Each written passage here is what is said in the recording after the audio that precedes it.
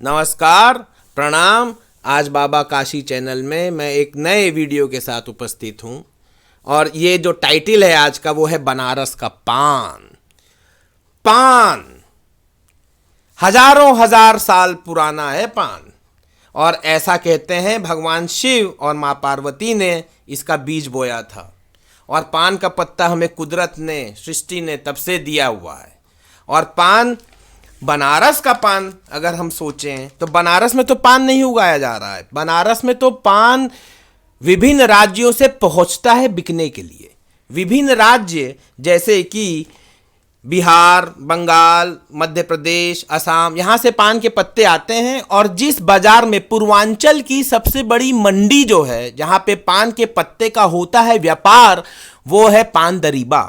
पान दरीबा एक बरई सभा काशी रजिस्टर्ड सोसाइटी है जो 1952-1953 1952-53 में स्थापित की गई थी, और हर महीने पान दरीबा में 100 करोड़ पान के पत्ते का व्यापार होता है। तो बनारस के पान में ऐसी क्या विशेषता है? ये विशेषता है प्रोसेसिंग की। बनारस में जो पत्ते आए हैं विभिन्न राज्यों से, इनकी प्रोसेसिंग की जाती है, और इनकी प्रोसेसिंग में है पान के पत्ते को पकाना। यही वो विशेषता है जो बनारस के व्यापारियों को आती है। पान का जो व्यापार कर रहे हैं, जिसमें हजारों फैमिलीज इन्वॉल्व हैं, वो इस पान के पत्ते को पकाना बहुत बेहतरीन तरीके से जानती हैं, जिसमें एक कमरा नुमा भट्टी में इन पान के पत्तों से सजी टोकरियों को रख दिया जाता है, और इन टोकरी से 2-2 फीट दूर पे लकड़ी का कोयला जला के सुलगा दिया जाता है। लकड़ी का कोयला सुलगा दिया, 2 फीट की दूरी में डोलची है जो पान की, उससे दूरी पर रखा और कमरे को बंद कर दिया। 8 से 10 घंटे इनको छोड़ दिया जाता है पकने के लिए, और यह प्रक्रिया 3 से 4 दिन चलती है। इसके बाद जो पान का पत्ता था, हरे रंग का जो पत्ता था, वो अब बन जाता है सफेद पत्ता। उसका हरा रंग खत्म हो जाता है। तभी जब हम बनारस में पान खाते हैं, वहां पे आपको हरा पत्ता नहीं दिखेगा, आपको दिखेगा पत्ता व्हाइटिशपन में है, सफेदपन में है, या पीलेपन में है। उसका स्वाद अलग है। जब वो आपके मुंह में जाएगा, आपकी होठों को और आपकी जुबान को सुर्ख लाल करेगा। पान की वैरायटीज बड़ी ज्यादा हैं। उन वैरायटीज के कुछ नाम मैं बताना चाहता हूं, जैसे मघई, जगन्नाथी, जुक्की, चंद्रकला, मटियाली, हल्दिया, देसी, ये विभिन्न प्रकार हैं पान के। ये सारे प्रकार आपको बनारस में मिलेंगे। अगर आप पान के शौकीन हैं तो आपको ये सारी वैरायटीज मिलेंगी, अवेलेबल है। और ये जो पान, बनारस का जो पान है, क्योंकि ये मैंने बता दिया प्रोसेसिंग बहुत डिफरेंट थी, इस वजह से इसमें वो स्वाद आया, और यही बनारस का पान हमें विश्व पटल पे एक जगह भी दिलाता है।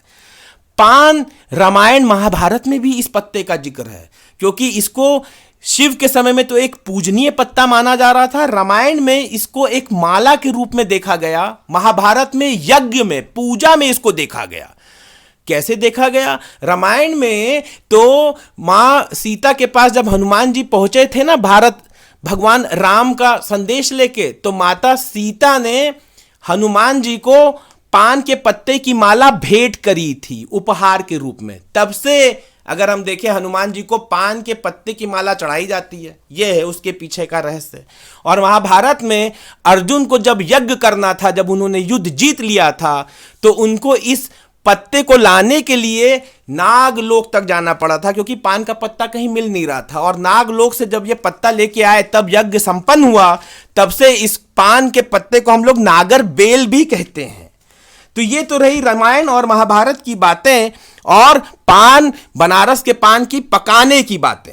लेकिन मुगल काल में पान का पत्ता इतना फेमस हुआ कि नूरजहां ने तो इस पान के पत्ते को एक मेकअप के तौर पे भी यूज किया, होठों को लाल करने के लिए। क्योंकि जो लोग पान खाते थे उनके होठ लाल होते थे, तो नूरजहां ने सोचा कि औरतें इस पान के पत्ते को अपने होठों को लाल करने के लिए क्यों ना इस्तेमाल करें। तो इस पान के पत्ते ने खूब सुर्खियां बटोरी, खूब इसने वाहवाही लूटी मुगल काल में।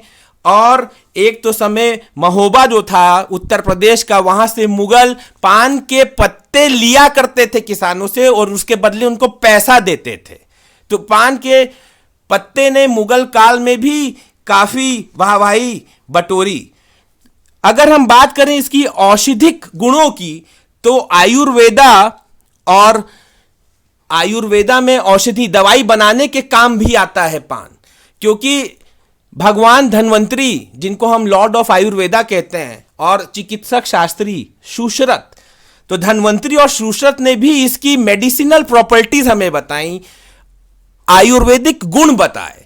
और वो गुण क्या थे? पान में डाइजेस्टिव क्वालिटीज बहुत ज्यादा है। इसकी पाचन शक्ति, खाने के बाद आपने देखा है जो पान का सेवन करते हैं ताकि हमारा डाइजेशन प्रॉपर हो जाए, डाइजेस्टिव ट्रैक में कोई दिक्कत ना हो, तो इसमें डाइजेशन की क्वालिटीज हैं पान में। सुश्रुत ने बताया कि भाई मुंह में दुर्गंध नहीं आती पान खाने से, आपकी वाणी साफ होती है, आवाज साफ रहती है, और आपकी जीभ में भी कोई समस्या नहीं होती।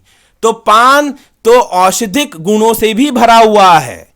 कोई खाने के बाद खाता है पान डाइजेशन के लिए, कोई मुंह के स्वाद के लिए खाता है, कोई पूजा के लिए पान का पत्ता इस्तेमाल करता है। तो ये पान तो ऐसी चीज है, पान का पत्ता अब हमारे धर्म में कि बचपन से लेके, from cradle to the grave, बचपन से लेके जब बच्चे का जन्म होता है और जब तक उसका अंत होता है, तब हर कहीं ना कहीं प्रोसेस में पान का इस्तेमाल आपने देखा होगा, पूजा पाठ में, शादी विवाह में, खाने में, दवाइयों में, हर जगह। तो ये तो रही कुछ पान की हमारी बातें, जिसमें रामायण महाभारत के साथ इसके औषधिक गुणों का हो गया है व्याख्यान। और मैं ये बताना चाहता हूं कि बनारस जब भी आप आएं या जब भी जाएं, पान अपने दांतों तले दबा के अपने होठों और अपने मुंह को सुर्ख लाल करें और बनारस के पान का लुत्फ उठाएं। नमस्कार, प्रणाम।